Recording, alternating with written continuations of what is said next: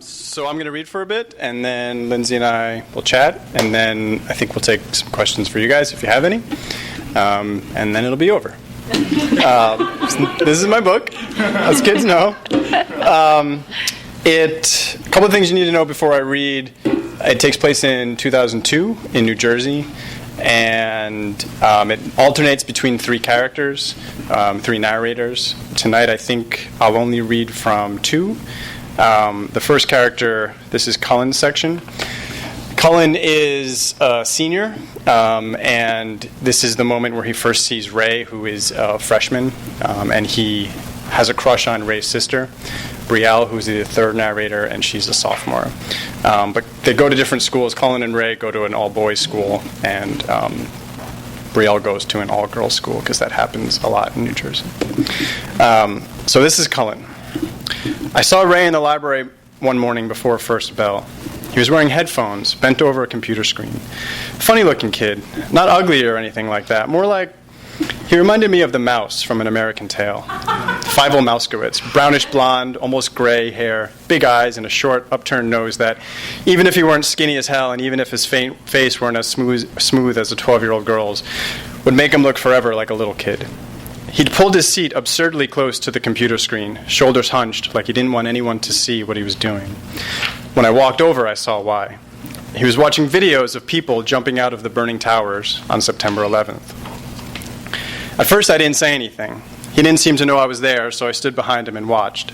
Last year, from Mrs. Montagna's class on the third floor of the school, which stood on the side of a hill in South Orange, I'd watched the towers come down.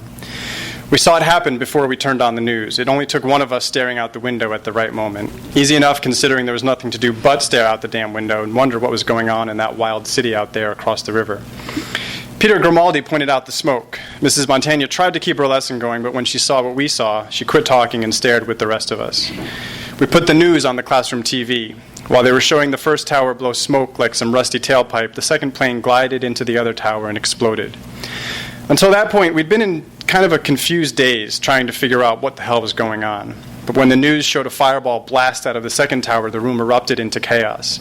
There was a lot of shouting and swearing. The kids who had cell phones pulled them out. Others raced to the payphones. Mrs. Montagna couldn't stop them. Some guys had parents in those buildings. I kept glancing out the window and back to the TV and back out the window. And then they fell. First one tower, then the next. I remember later that week and throughout the following months seeing a video on the news of a guy jumping out of one of the towers, but nothing like what Ray was watching. He watched one clip after another of people falling, dozens of jumpers, maybe hundreds. Fuck, I said aloud. Ray spun his chair around to see me. His eyes were red, but not from crying. He looked more tired than sad. The video kept playing. People crawled out of the building like bees from a honeycomb, and they fell fast. It wasn't like they floated down like wayward leaves. The bodies looked heavy and dropped right through the air like bullets. I tried to talk again, but my throat was tight. Ray took off the headphones. "The hell, man," I choked out. "What? The hell you watching that for?" He shrugged. "It happened." He turned back to the screen. A guy had stuck his coat on the end of a mop and was waving it out the window. My stomach turned. He thought someone could help him. Why wouldn't he? How could he know? Eventually the heat, or maybe the smoke, was too much, and he climbed out of the window trying to navigate down to the next floor. One hand slipped. He hung for a moment, and then the other hand went. This part had been edited into slow motion. This guy did, in fact, fall slowly. Arms and legs splayed out. He spun to the ground like a paper star. What's that supposed to mean? I spun the chair around so he faced me. It happened. So, I mean, don't you think you should see it? Just because it happened? The hell's the matter with you? He rubbed a hand into his eye. The bell for first period rang. I don't know, he said, yanking his backpack free from under his chair. He had a trembling energy that he tried to hold in, something deep down inside that he was trying to hide. I noticed a bruise creeping up from his collar, ugly and swollen, purple with spots of yellow. His hand went right to the welt when he saw me look at it. You a fighter? Just some kid in my class. What happened? Before gym, we fought once. Look, I gotta go. He tried to step around me, but I didn't let him. You fought back? Of course, he said.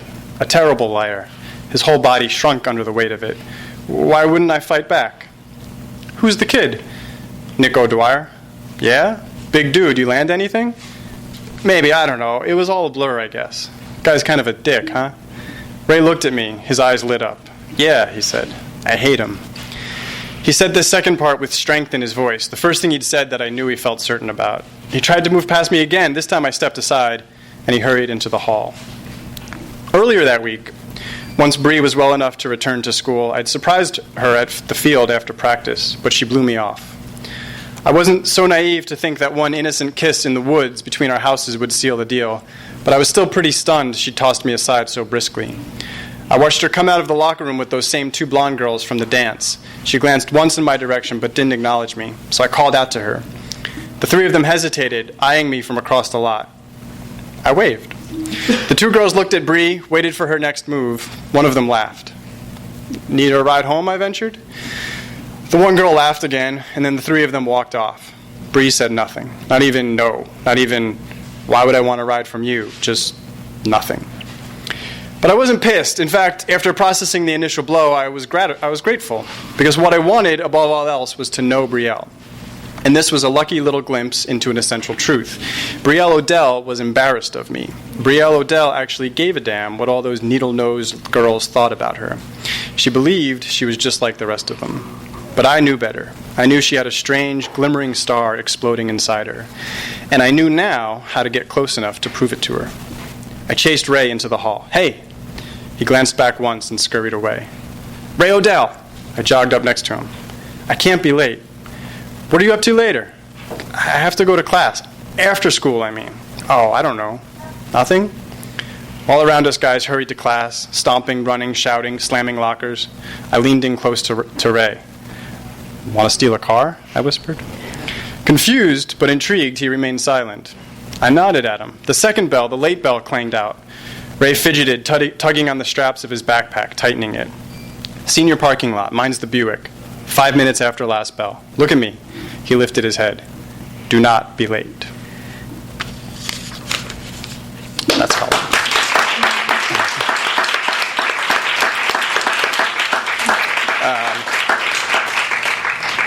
Okay, I'm going to read one more section because it's a little lighter, and that was like kind of heavy. Lighten the mood a bit. This one's shorter. So this is Ray. And Ray is in theology class. The first line, I don't remember the first time I met him, is about his friend Amir, who they sort of forge a friendship throughout the book as outcasts. And, well, you'll see. Anyway, so this is Ray. I don't remember the first time I met him. It seemed like before we even said one word to each other, he was always just around. Like the natural tilt of the universe had rolled us into the same dusty, forgotten corner. And so it only made sense that eventually we'd end up friends. There was one time, though, in theology with Father Joe, when he made me laugh like crazy. Father Joe is one of those great teachers you meet sometimes who speaks to you like you're a real person. Just about everyone could get a word in during his class. Even I ventured to jump into the conversation every so often.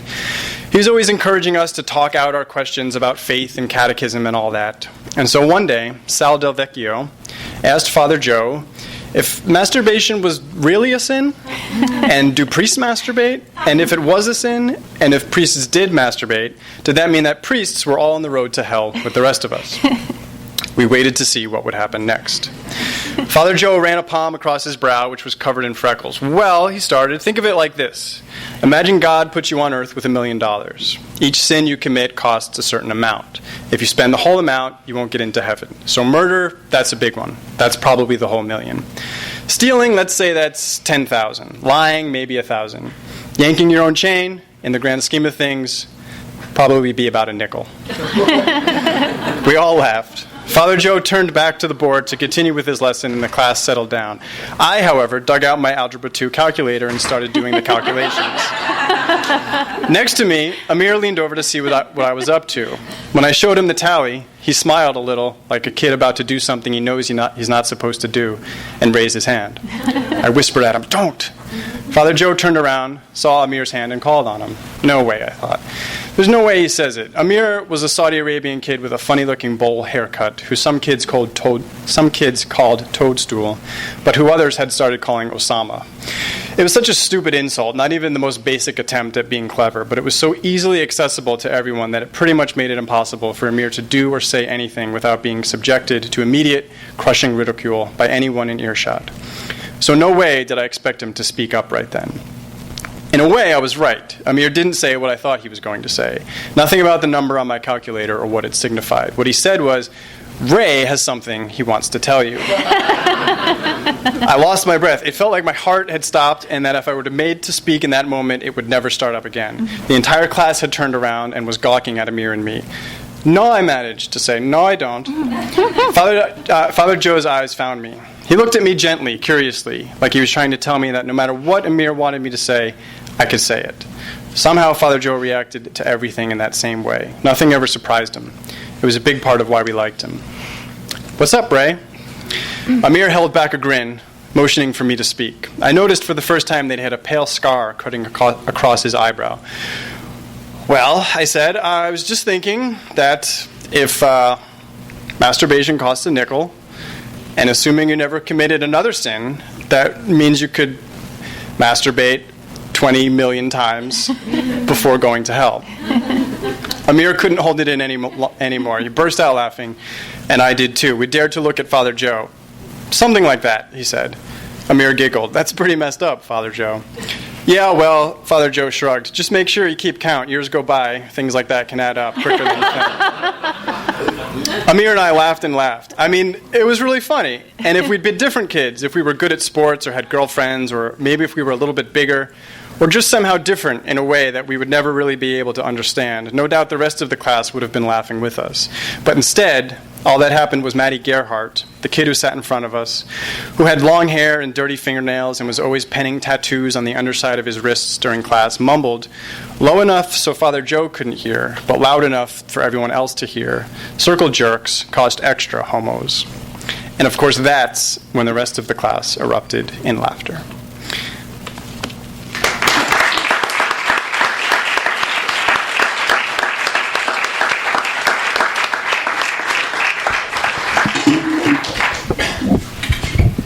Okay, now we'll do the obligatory fiddling with the microphones. Yes, good. You can hear me. I sound loud. That's good. You good? I'm great. Okay. How are you? I'm good. I'm so excited that this isn't about me. I'm just thrilled. But we can, I mean, if you want, no. we can talk about you. No. Okay. You. Okay, my first question for you is, how does it feel? It feels great. It feels, it's funny, she's not here, but I was texting with Yvonne, our friend Yvonne, who's another author who also did a reading here, and she was like, don't you feel so excited and so weird? And I was like, yes, that's exactly how I feel, so excited. But also like the world has like stolen my diary and everyone's reading it. You feel like your little people, your little teenagers are just out there and people are just going to love them. What's surprising to me was when people didn't love my teenagers, I just did not understand. Have you had any responses yet from people about your teenagers? There's a few, like this is a young adult book. It like falls into that category, and so it's some of the reviews have been on blogs, like young adult blogs, and people talking about it. And yeah, there has been some of like. The reviews are funny, they'll be like, I didn't, it's all about if they like the characters if they like or not, the right? characters, like, I didn't think Brielle should have gone to the store that day, so I just couldn't connect with this book. Yeah. I had somebody, not to talk about myself, but I had somebody write me an email saying that they really loved the book until the student had the affair with the teacher, and maybe I should rewrite it and have the parents intercept the text messages before the affair happens, because it would have been a lot less upsetting that way. And I said, well, why don't you write that? But the flip side is when teenagers really like something, they like really like it. That's right. And they're like all in. Like there was one review on a blog that wasn't even I don't think there was a complete sentence in the whole thing. It was just like amazing, incredible, so moving. Like it was just words. Yeah. So JJ and I both wrote our debut novels about teenagers, and we talked to each other. Actually, we never had a class together. Really? I don't think so. At MPW, I think we just were in the same circles. Right. The circle that is here today. But we talked a lot when we were in the process of getting agents and getting editors, and we both had books that were sort of one person described it as betwixt and between. Who's this for? Is this young adult or is this for adult readers? And then we got pushed in different directions. So my book got pushed into an adult direction. My editors had me add an adult character to my teenage book. And you went in the other direction. And so maybe you can talk a little bit about, first of all, what do you think is the difference between young adult and adult literature? Is it a real difference? Is it a marketing question? Mm-hmm. And then what was the experience of editing? And, they bought your book as a young adult novel. So what did that mean in terms of editing and writing? Right. Okay. So yeah, when I wrote the book, I wrote it sort of naively, like not really thinking about audience. I mean, it was there. Like I thought YA possibly, but also, before you publish anything, it's like nobody's going to read this crap anyway. I'll just write something and see what happens. And then I showed it to an agent who was fairly convinced it was YA, and I'm sort of embarrassed now, but my reaction was like, okay, well, I'm a serious writer. I'm a very smart guy, so pretty sure it's not YA. Which is totally unfair, because now I've met so many great people in the YA community, and they're really talented people and writing great books. But that's just like what my knowledge of that world was at the time.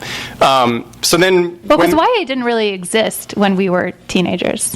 I don't think. No, not really. We're around the same age, right? Yeah. I mean, I don't remember reading YA as a teenager. I don't remember it being a thing that was marketed. It wasn't YA on purpose, right? Right. So I mean, I think that this is sort of jump to you asked I think the only thing that it is a marketing question, but I think YA just means that it's a book about teenagers in the voice of teenagers. So it's first person, or at least through their eyes, through their perspective.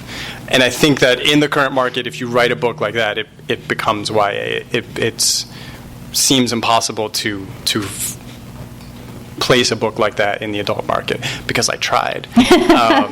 And I sort of asked my agent, can we submit it to adult editors? And he said sure, but he thought they would all think it was YA. And what actually ended up happening was all the YA editors said this is too adult, and all the adult editors said no, this is YA. Why are you giving it to me? But there was one guy. All you need is one guy or a woman. Is one guy. Yeah. And he said, I think this isn't YA yet, but we can make it YA, and I'll give you a very small amount of money to do that. You said, thank you, I sir. said, sold. Yeah, but I had a very similar experience of different agents and editors saying, oh, well, this is YA. And then I said the same thing. I said, no, right. It's not. But your book is not YA. But my book is not YA, right. But what's the difference? It's a complicated question. I personally think it has to do with tone, and my book does not have a hopeful tone, for example.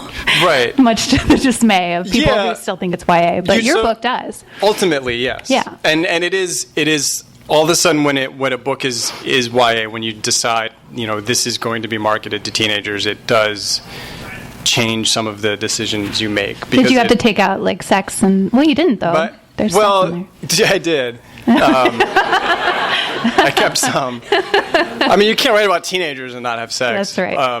But at a certain point, my editor said you have drugs, violence, and sex. Pick one.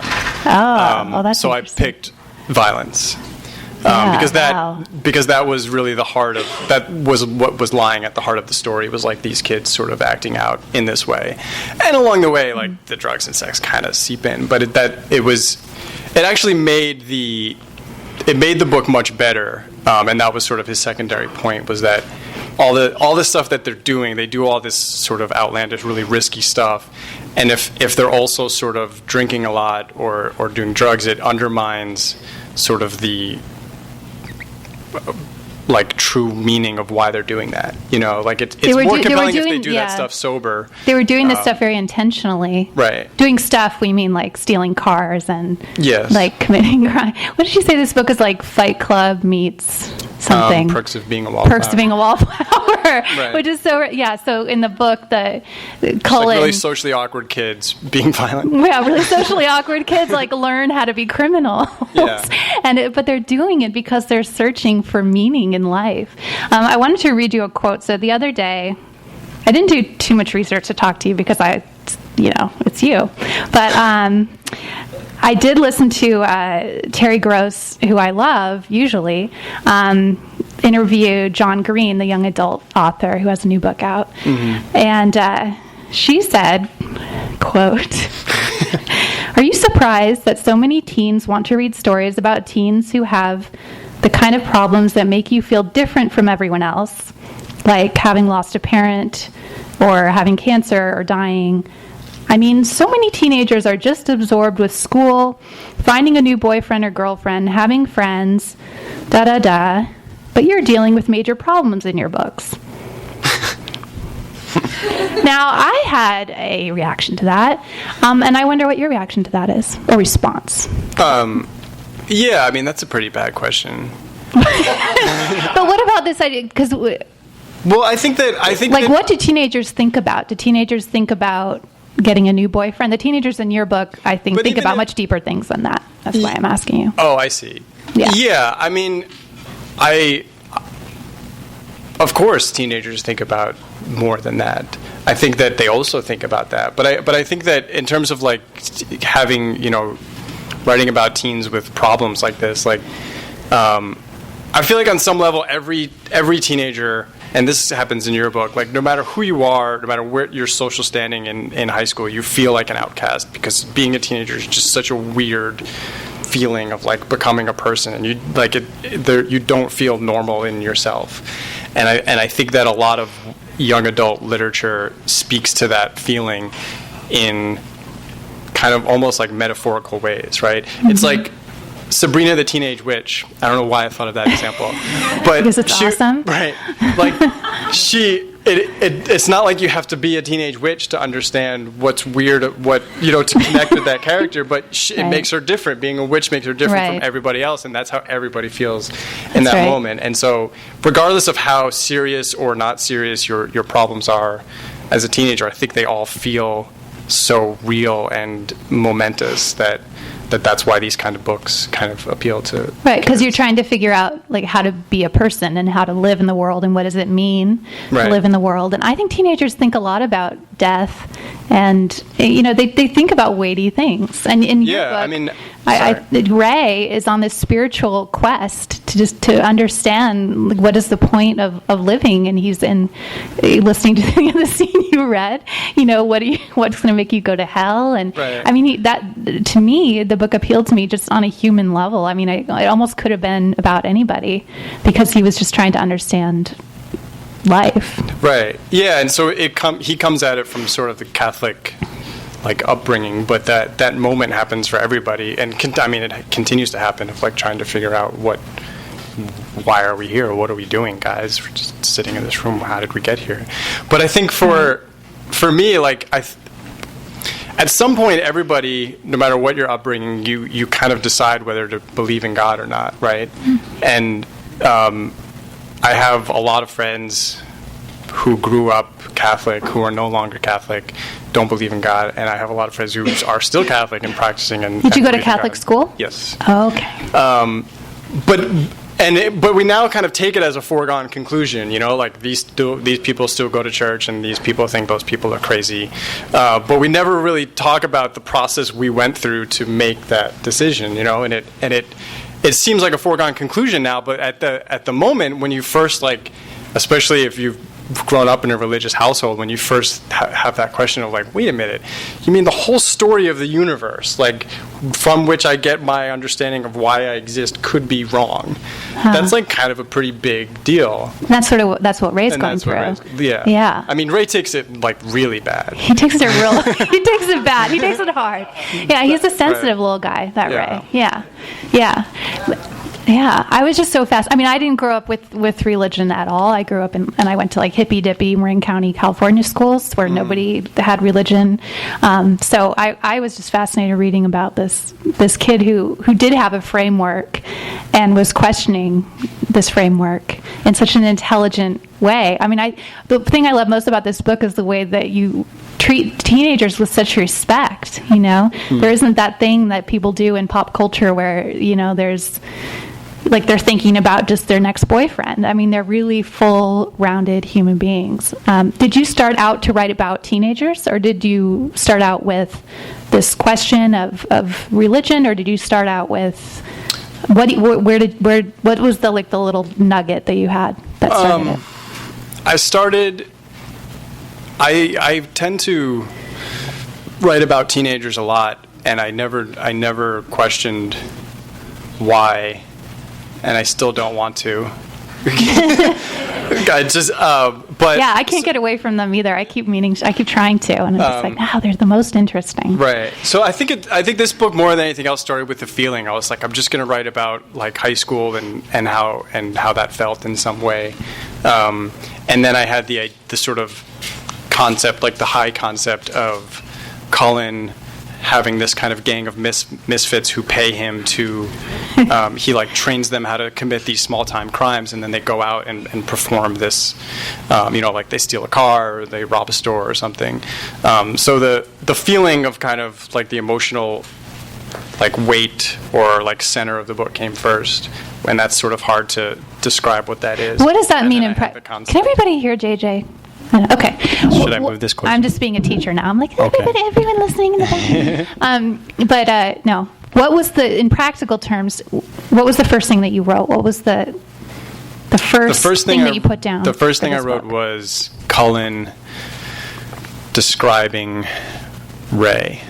And sort of, it didn't end up, I guess even the section that you read, that's a much different iteration of that, but it was sort of Cullen's voice as like this sort of like mischievous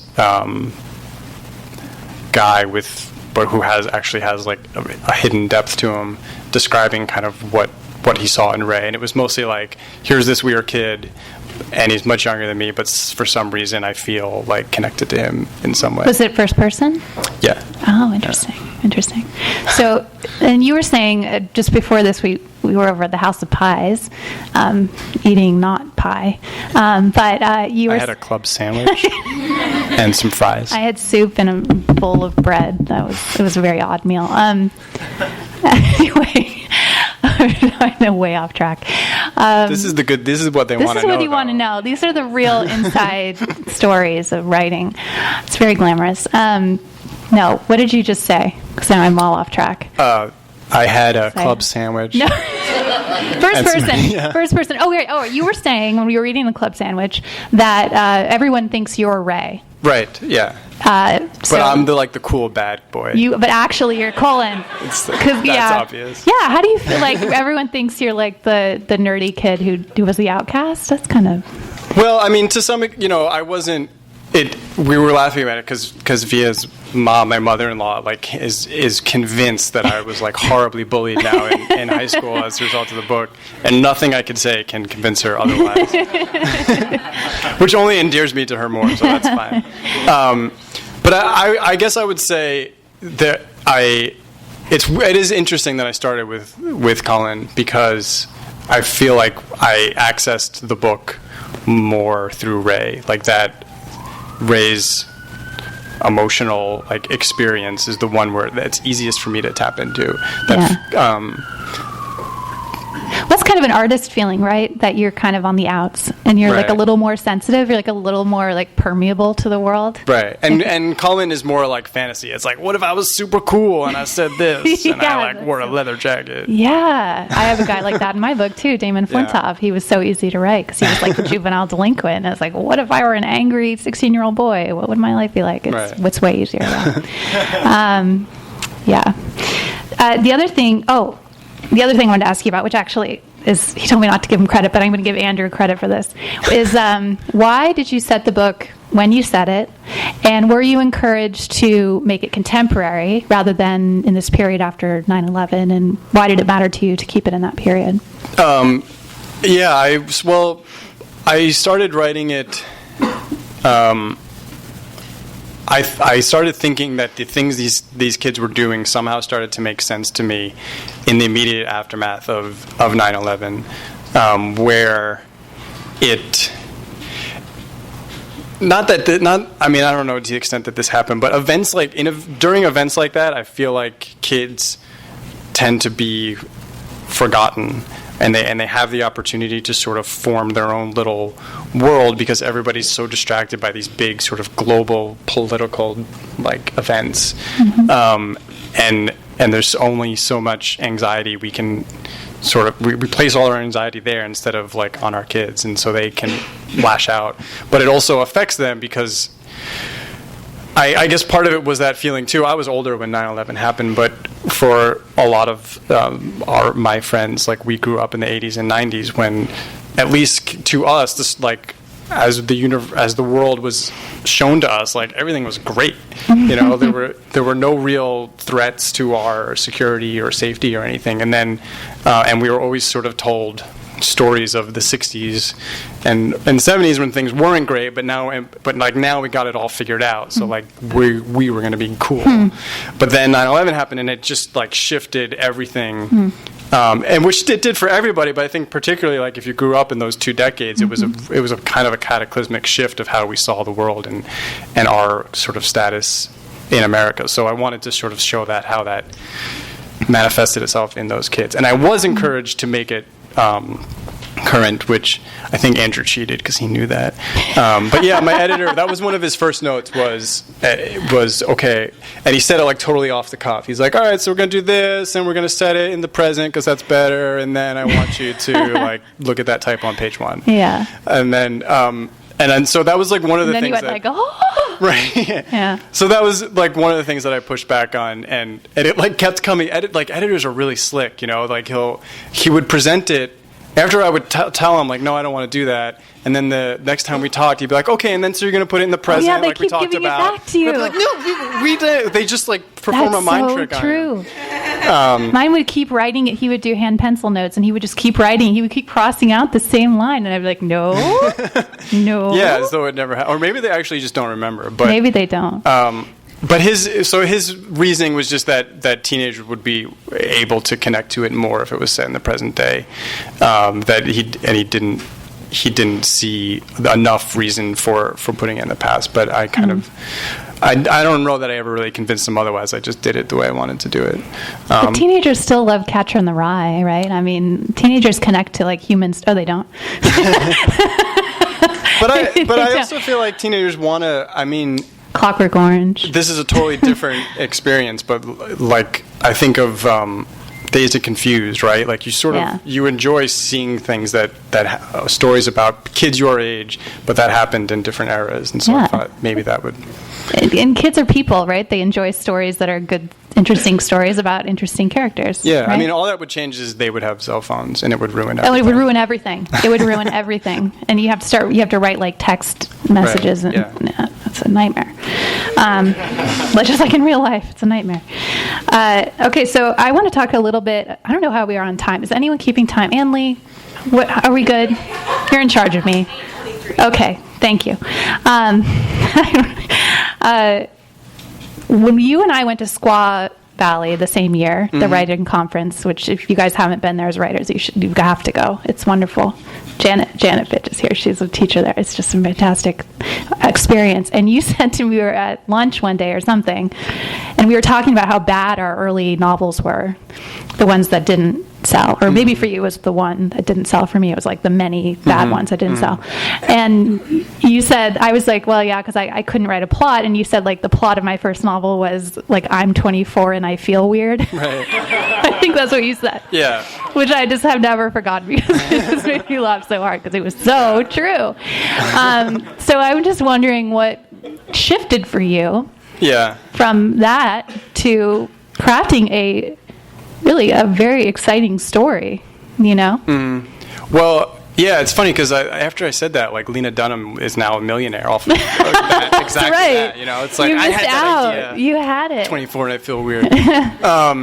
I just part of it is thinking about the reader. When I wrote, like right out of in grad school, I wrote that, and it's such a simple shift, but it was so hard to make for me, maybe for other people, that I couldn't write and also think about how a person is going to be experiencing this. Like, why in the hell would anybody want to read this?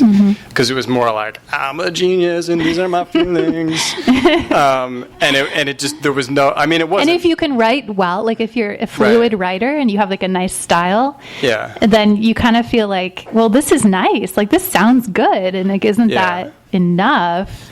Like, my third grade teacher thought this was great. And so part of it was that, part of it, and what really helped both with that and with just figuring out plot was playwriting. Yes. Because you were one of the winners of the Dear Departed MPW's one act festival. The one act play festival. That Lee Walkner put on. He's right. Lee's. Hi. But when, I guess part of it, like, so for thinking about the reader, like when you write a play and put on a play reading, which many of you guys came to, some better than others, you have, like, the audience is right there, and it's a very clear indication of what's working and what's not working. And there's like there's no like forgiveness. It's either working or it's not working, and that really makes you think about, okay, this is the kind of stuff people are responding to. This is the stuff that's just like me in love with my own words. Right. And the story stuff, I still think is a work in progress. Like, I'm still figuring out how to tell a good story. But I'm getting closer, I guess. Do you want to talk a little bit about your writing process, your weird rituals, writing groups? Who do you show your work to? Does Via get to read it? Via, yes. Via is like great. Your wife? Yeah, People she's my wife. Everyone knows. She's the first person who sees everything, and then she'll give me, like, one of her many strengths is she has no qualms about giving an honest opinion to anybody, especially her loved ones. So she'll give me, like, the early feedback, and then I'll go for a long walk and just not talk to her for a while. But yeah, but what's your, like, daily grind? Like, or for this book, it's I wrote it over 4 or 5 summers because I can't write when I'm teaching. So it all happened in different places. Like, Wait, so you went in and out of it? Yeah. Oh my God, that's impossible. Because I couldn't keep going I would try to keep going while I was teaching, but they're just like, can you look at my thesis statement? Yeah, they do that. That's annoying. That's so annoying when they do that. But I mean, some of the, like, I had some good rituals. Like, for one summer, I wrote in the lower level stacks of USC's Doheny Library, which is really cool because I would like walk across the campus and it would be like 110 degrees, really hot, but it was like an empty summer campus, and I would go down like into the depths where it like smelled like to mold punish and yourself. Well, just like there's no distractions. No distraction. It's like it's like I think of it as like I'm just crawling into my own brain. And one time actually I was down there. And, like, all summer, I was just down there alone. Like, why would you go into the lower library stacks when it's, like, beautiful LA summer? Because you're a writer. Right. Yeah. And one day, Janet Fitch walked by. and it was the weirdest experience because I was, like, so in the world of writing my book, and I saw Janet walk by, and I had the thought, as though, like, there was a narrator in my head. I was like, there goes the novelist Janet Fitch. And I watched her walk by, and I didn't say hi to her or, like, call out to her. I just watched her go, and then after it happened, I was like, I don't know if that really happened. And then I went back to writing. I write at Panera has become my favorite thing to tell people, and I often have, like, I'm staring at people, and I have no idea that I'm staring at them because I'm in my book, and they look at me like, yes, and I'm like, oh God, because you go, if it's working, you go into this other world, and it really doesn't matter where you are in a way, and yet it totally does matter. Right. Like, I have to be at Panera. The same place. Yeah. Yeah. Now it's different because we have a kid, so I'm just like, I'll be like, oh, I have 10 minutes, I'll just make toast and like write this fucking sentence, and then, like, is that right? You just have to kind of grab time whenever. It's like I've stopped. It's fun if you can do it, but I've stopped like fetishizing the writing process just because I have to like get it done. Sounds very mature. Well, you should try it. Yeah, not Should really. I'm not quite there yet. Do do you guys have questions for JJ? Oh, just don't be intimidated. Mine are really good, I know, but yeah. Yes, you. Yes. Point directly. Yeah. I'm just curious how rigorous JJ was about outlining. Because it's Outlining. well structured. Not very. I would, for this one, I sort of do like major plot points, I guess. So for this one, I had, like, for the first half of the book, I had 2 big moments I knew I wanted to hit. So I wrote to those moments. And along the way, I just sort of followed where I was going. And then I did the same thing for the second half of the book. I just had, like, the big points I knew I wanted to get to. But I'm much better at it now because this book I was still sort of, I didn't have a reliable method. And it ended up, there was a lot of deleting and rewriting. But now I'm better at sort of coming up with, I guess, more points that I know I want to hit. So like there'll be like 12 to 14 for the book of like, I know I got to get here, here, and there. And then when I'm writing, I just figure out like, I know that's where I'm going, so figure out how to get to that next point. But how do you figure out what those points are? You just like think of them. I don't know. But then the con of outlining is that sometimes it gets boring, right? Because if you... It's really hard to stay emotionally invested. It's like it makes a distance between you and the work. It's like when you get it out in an outline, then it feels more like homework to actually get right. It starts feeling like, and then you feel like, well, I have to write this scene about, like I get locked into these weird like logistical problems. From like, okay, I got to get them from this room to that room, and then I'll write like 10 pages. Like, oh, I walk down the hallway, and then they like put their right hand on the doorknob, and they walk in the room, and it's like, whoa, just write the interesting part, right? Yeah. And then you have to also to leave space for those weird moments. Like, were there any weird things that came into the book? Like for example, in my book, I had somebody like during a sex scene like go pull out some dental floss and like floss the other one's teeth, and I was like, I don't know where that came from. My husband used to live with a dentist, like maybe that's why. But did you have anything like that it was like just a weird little thing that came from? Yes, for sure. And most of that stuff stayed in the. Like what's the thing? Do you have an example? There was a moment where Cullen gifted like it was like a papery butterfly like ornament, and she had a moment where she sewed it into her arm as like into her skin, yeah. That's and my cool. agent like loved that, and that was the first thing my editor was like, "You're crazy! Like that cannot go in." But he was right. Like it was that shift of, okay, I'm writing for teenagers now, and like you want to be like, this is my art, but you have to consider that like your audience is a little bit like less mature. And things like that can be triggering for people. Sure. But I bet that even though you took it out, it probably got you somewhere emotionally with the character. Exactly, yeah. That stayed in. Right. Yeah. It's like I had to do it to justify like things that she was feeling, but it didn't. It was exploitive and stupid, and I hated it. Oh, it's okay. It's okay. Don't put yourself down. It's all right. Any other questions? Yes. Go ahead, ask away.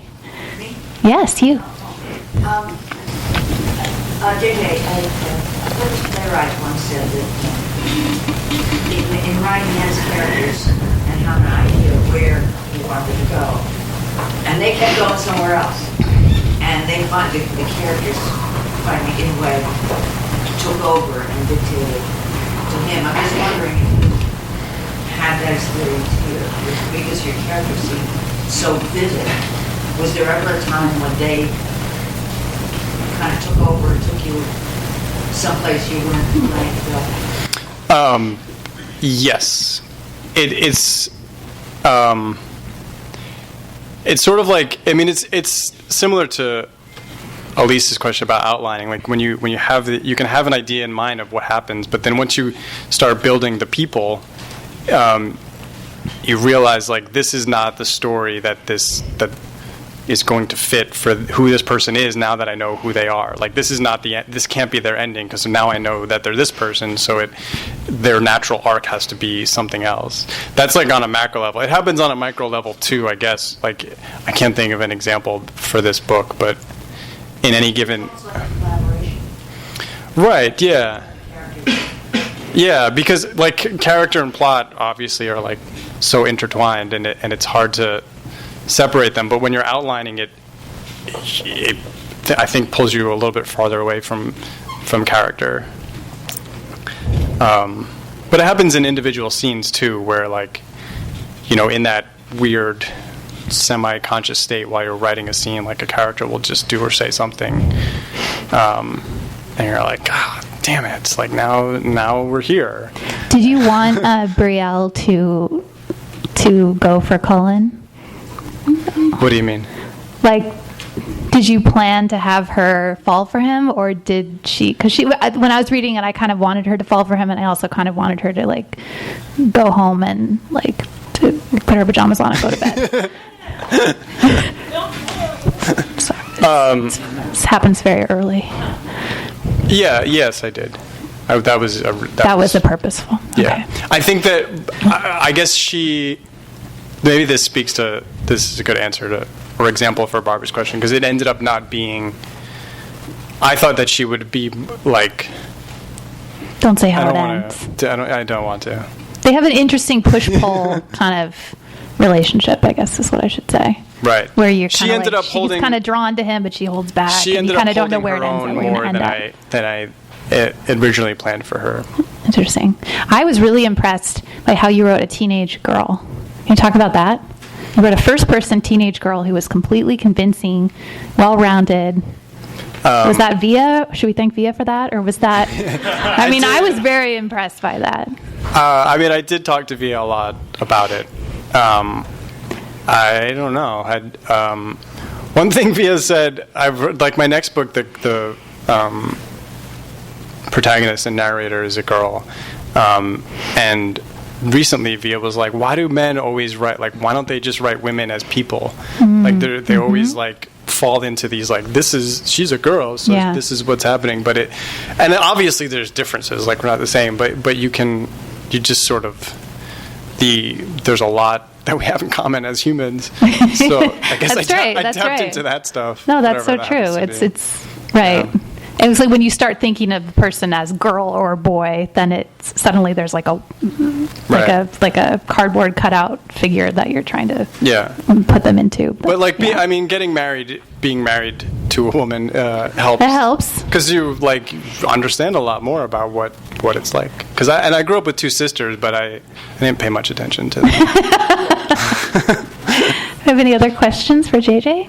Yeah, right here in the front. Do you feel like you used any of your experience as a professor teaching coming of age? Did you use your experience as a professor teaching coming of age people? Probably more like implicitly, I guess. Maybe speak like what Lindsey was with that Terry Gross question, like just understanding that they're real people. Like we. Because in so many ways, like, teenagers are the worst, and, like, 18-year-olds are the worst, and we teach them, and we complain about them, and, like, especially at USC, we get, like, stereotyped of what kind of kid goes there. But when you're in the classroom or when you're, like, talking to them one-on-one, they're, like, so many of them are really smart, thoughtful, honest, kind of, like, secretly freaking out about the state of the world, like the rest of us. So I think that it helped to have known so many of those kids. Fred? I was curious, did you write some of this before your son was born and some after your son was born? Yes, I was on a furious race. Oh. If so, did your view of the world change before and after, and did that affect your writing? Well, that's more complicated, Fred. I did write it. I was on a furious race against time to finish it before my son came, and I didn't make it. Actually, I did make it, but I sent it to the one agent who ended up representing me, and he said to rewrite the whole second half. So I had to do that when Finn came. I don't know that.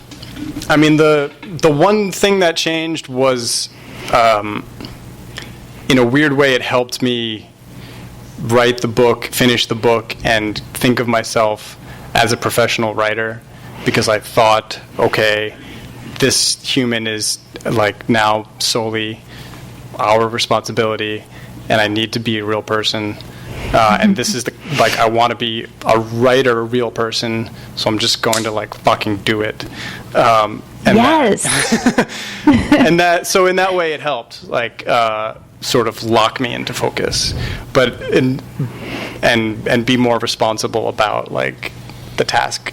But I didn't, beyond that, like ideologically, I'll have to write you an email in a couple months and think about it. Can you give us, just on that note, can you give us a pep talk? Because I feel about what? Just how to be you, just how to be a real writer person in the world, because it's hard, and there's a lot of like wimpy, whiny writer talk out there about I can't do it. Not among anyone here, just in the general ether. And I just think it's nice to hear. Let's hear a pep talk about, like, what advice do you give to somebody who wants to be an artist in this crazy world that we're in, where you're supposed to have a 401k? Right. So number one, don't quit your day job. Number two, I think the thing that I guess recently, like, I'm going to totally steal this from Janet Fitch, but there was a blog post that she wrote a few years ago that she posted again recently about writing with kids. And this is what I was talking about before, where she was sort of saying, like, stop romanticizing the writing process. Like, you don't need everything to be perfect. You don't need your special room with your special cup of tea and the exact music on. And if you get that stuff, it's great, but you don't need it every day. All you need is, like, a few minutes here and there to check in with your work. And if you get a couple hours, great, use them. But if you get, like, 30 minutes while your kid watches Daniel Tiger, that's fine too. And I guess it's just that, and it's like, the more material you can generate, the better. Because the other thing is, like, it's totally it just seems totally random whether or not a thing you create is going to be good or not. It does right? seem that like, way. There's some stuff comes out and it's crap, and some stuff comes out it's great, and that's the reason why you just have to, like, keep churning But, like, it out. overall, like, we're arcing the arc of justice. What's this quote? We're arcing toward improvement. Right, yeah. Like, over the long haul, things are getting better. Yeah. Right? Yeah. Maybe not with Like- the world, like but with, like, for who? our personal writing skill. Right. It does yeah, get better you over keep getting time. better, Because yeah. if you just refuse to give up, Right. you will have to get better because you just do it so much. You have to get a little better over time. Yeah, and the other, like, and another good piece of advice, again, like, you don't have to take a playwriting class, but, like, show your work to people. Yeah. And which is, like, the hardest thing in the world, because, like, it's not all gonna be great. But, like, if you have really good people like you guys who won't tell you if a play reading went really bad, you'll just be there anyway. Then that's great. And if you show your work to people, like, to get feedback, but also, like, you never know where it's going to go. You say, hey, I wrote this thing, you want to see it? And maybe they'll show it to somebody else, and maybe they won't, but who knows? Yeah. So generate it and disseminate it. There you go. Trademark. There's teacher JJ. Well, I just want to thank you for this opportunity to talk to you about your book. I just want to say that JJ asked me to read this, and it was my first chance to ever give a blurb for a book, and it just, like, made me feel really excited. But it was such, like, a genuine pleasure and joy when your friend sends you a book and it's so good. There's a scene at the end, which I won't quote it because I don't want to ruin it for anyone, but I actually gasped. It was so beautiful. There was just this one line. It's about the map. Mm. I'm just so pleased for you and excited for you. We're not the closest of friends, but we come out of MPW. I just feel so excited for your success. So I hope everyone will buy and read and share this book. It's a beautiful book.